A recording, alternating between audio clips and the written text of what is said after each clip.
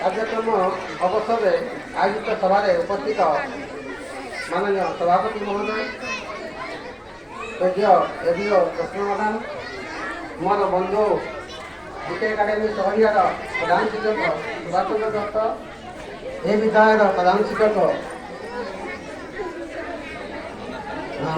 ନନା ସାର୍ ଏବଂ ଏ ଉତ୍ସବରେ ଯୋଗଦାନ କରିଥିବା ମହାମାନ୍ୟ ଅତିଥିଗଣ ଯେଉଁମାନେ ମଧ୍ୟ କାର୍ଯ୍ୟବ୍ୟସ୍ତତା ହେତୁ ଏଠାରୁ ବିଦାୟ ଦେଲେନି, ମନ୍ଦାସାହି ଗ୍ରାମ ପଞ୍ଚାୟତର ସରପଞ୍ଚ ଏବଂ ସଦସ୍ୟ, ସୋହରିଆ ଗ୍ରାମ ପଞ୍ଚାୟତର ସରପଞ୍ଚ ଏବଂ ପାଣିସଣ୍ଡା ଗ୍ରାମ ପଞ୍ଚାୟତର ସଦସ୍ୟ ସମସ୍ତଙ୍କୁ ମୋର ଯଥାମାନ୍ୟ ଏବଂ ଆଗରେ ବସିଥିବା ବିଭିନ୍ନ ବିଦ୍ୟାଳୟକୁ ଆସିଥିବା ଶିକ୍ଷକ ଶିକ୍ଷୟିତ୍ରୀଗଣ, ଏ କାର୍ଯ୍ୟକ୍ରମରେ ଅଂଶଗ୍ରହଣ କରିବାକୁ ଆସିଥିବା ଅଭିଭାବକ ଅଭିଭାବିକା ଏବଂ ସ୍ନେହର ପୁରୁତନୀ ପିଲାମାନେ, ଏ ନିପୁଣ ଓଡ଼ିଶା କାର୍ଯ୍ୟକ୍ରମ ବିଷୟରେ ମୋର ବିଶେଷ କିଛି ଧାରଣା ନାହିଁ। ତଥାପି ଖାଲି ଯାହା ଅଳ୍ପ ଦିନ ଭିତରେ ଜାଣିଲି, ଏଟା ଭାରତ ସରକାରଙ୍କର ଏକ ଶିକ୍ଷା ସମ୍ବନ୍ଧୀୟ କାର୍ଯ୍ୟକ୍ରମ ସହିତ ଓଡ଼ିଶା ସରକାର ମଧ୍ୟ ଏ ବିଷୟରେ ଏ କାର୍ଯ୍ୟକ୍ରମକୁ ଜାରି ରଖିଛନ୍ତି। କାରଣ ଆମର ଶିକ୍ଷା ବ୍ୟବସ୍ଥା ନୂତନ ଶିକ୍ଷା ବ୍ୟବସ୍ଥା ଆସୁଛି, ଶିକ୍ଷା ବ୍ୟବସ୍ଥା ଏହା ଆଗରୁ ବହୁତ ଗଲାଣି। ପୁଣି ନୂତନ ଶିକ୍ଷାନୀତି 2020ରେ ଆରମ୍ଭ ହୋଇଛି। ମାନନୀୟ ସରକାର ମହୋଦୟ ଏହାକୁ ପ୍ରଚଳନ କରୁଛନ୍ତି, ଏଟା ତାର ପ୍ରାଥମିକ କାର୍ଯ୍ୟ। ତେଣୁ ଯେତେ କାର୍ଯ୍ୟକ୍ରମ ହେଉନା କାହିଁକି, ଯଦି ଆମେ ମୌଳିକ ସ୍ତରରେ ପିଲାମାନଙ୍କୁ ଶିକ୍ଷିତ କରାଇପାରିବା ନାହିଁ, ତାହେଲେ ସେ ଆଗକୁ ବଢ଼ିପାରିବ ନାହିଁ। ଏଇଟା ହେଲା ମୂଳଦୁଆ। ଏସବୁ କାର୍ଯ୍ୟକ୍ରମ ଯଦି ପ୍ରଥମରୁ ପିଲା ସବୁ ଜାଣିବେ, ବିଶେଷ କରି ଗୁରୁତ୍ୱ ଦିଆଯାଇଛି ମୌଳିକ ସାକ୍ଷରତା ଏବଂ ସଂଖ୍ୟା ଜ୍ଞାନ, ଯେଉଁଟାକି ଆମେ ଯେତେବେଳେ ପାଠ ପଢ଼ୁଥିଲୁ ଏସବୁ ବିଷୟରେ କିଛି ଗୁରୁତ୍ୱ ଦିଆଯାଉନଥିଲା। ଅଭିଭାବକମାନେ ସ୍କୁଲକୁ ପିଲାଙ୍କୁ ପଠାଉଥିଲେ, ସ୍କୁଲରେ କେବଳ ଶିକ୍ଷକ ଶିକ୍ଷୟିତ୍ରୀ ଏମାନଙ୍କର ଶିକ୍ଷୟିତ୍ରୀଙ୍କ ସଂଖ୍ୟା ମଧ୍ୟ କମ୍ ଥିଲା, କେବଳ ଶିକ୍ଷକମାନେ ଅଧିକ ସଂଖ୍ୟାରେ ଥିଲେ। ସେଠି ଏତେ କାର୍ଯ୍ୟକ୍ରମ ଏତେ ନିୟମ ନଥିଲା। କିନ୍ତୁ ଦେଖାଗଲା, ମୁଁ ଭାବୁଛି ଯଦିବା ଯୁଗ ଆଗଉଛି କିନ୍ତୁ ଶିକ୍ଷାର ମାନ କମି କମି ଯାଉଛି, ହୁଏତ ସରକାର ଉପଲବ୍ଧି କରିଥିବେ।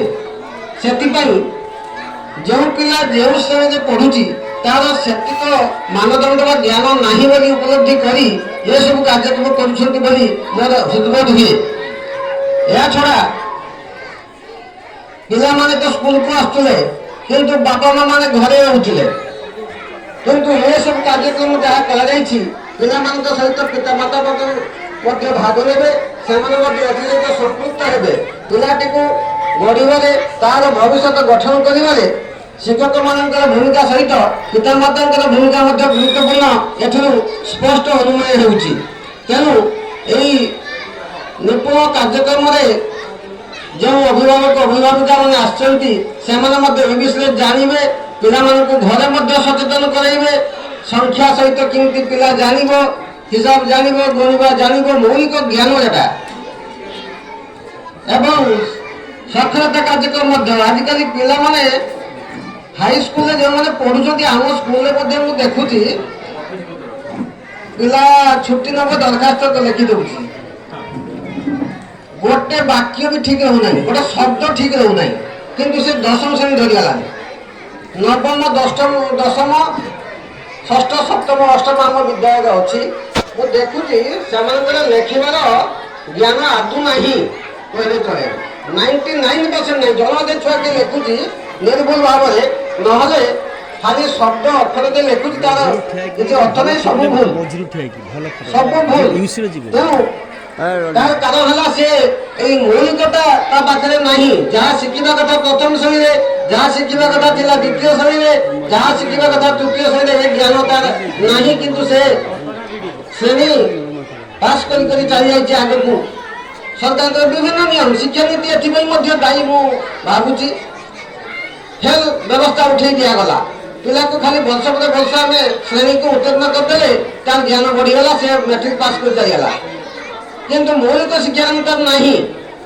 ଏ କଥା ବୁଦ୍ଧିଜୀବୀ ଶିକ୍ଷାବିତ ସରକାର ମଧ୍ୟ ଉପଲବ୍ଧି କରି ପୁଣି ମୂଳରୁ କିପରି ପିଲାମାନଙ୍କର সেই মৌলিক জ্ঞান হাসল সেমানে করিবে সেথিপাই এ সব কার্যক্রম মাধ্যমে সচেতনতা সৃষ্টি করিবা শিক্ষক মান যত্ন নেবে নিশ্চিত ভাবে কিন্তু পিতামাতা মানে অধিক যত্নশীল হবে এথিপাই এসব কার্যক্রমর আয়োজন করা যাচ্ছে বলে মু আশা করে তেমন সমস্তে এথিপ্রতি সচেতন হবে যেটা সদস্য মহোদয় কହୁଥିଲେ আমার বন্ধাসাই পঞ্চায়েত যে পিলামানে মা ମାନଙ୍କ পাখରୁ ରୋଷେଇ ଘର ପାଖରେ ମଧ୍ୟ ସଂଖ୍ୟା ଜ୍ଞାନ ହାସଲ କରିପାରିବେ ଯଦି ସେମାନେ ସଚେତନ ହେବେ ବା ତାଙ୍କର କର୍ତ୍ତବ୍ୟ ବୋଲି ଭାବିକି ନିଜ ପିଲାକୁ ନିଜେ ଗଢ଼ିବା ପାଇଁ ସମୟ ଦେବେ ବା ଯତ୍ନ ନେବେ।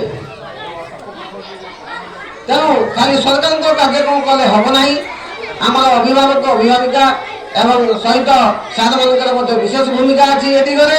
ତେଣୁ ସମସ୍ତେ ଯଦି ଯତ୍ନବାନ ହେବା ଆମ ପିଲା ଆମ ଭବିଷ୍ୟତ ନିଶ୍ଚିତ ଭାବରେ ଶିକ୍ଷିତ ହୋଇ ଭଲ ମଣିଷ ହୋଇ ଏ ସମାଜରେ ତାର ଜୀବନ ଅତିବାହିତ କରିବ ଏବଂ ସୁନାଗରିକ ହେବ ଏଥିରେ ସନ୍ଦେହ ନାହିଁ।